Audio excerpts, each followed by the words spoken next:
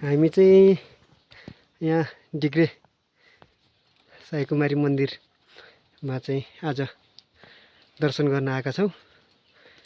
अनि हामी तीनजना प्रदीप दाई, सुभाष दाई, म आएका छौँ। अब यसो मन्दिरलाई परिक्रमा गरेर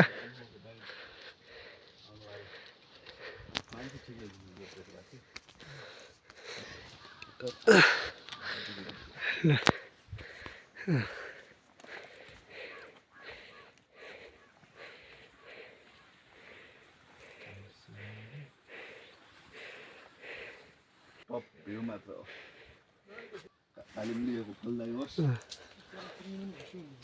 होइन, कुमको यो देवस्थलमा आएर तालिम लिएको सफल होस्, सफल होइन?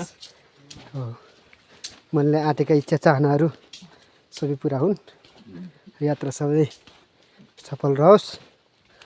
अनि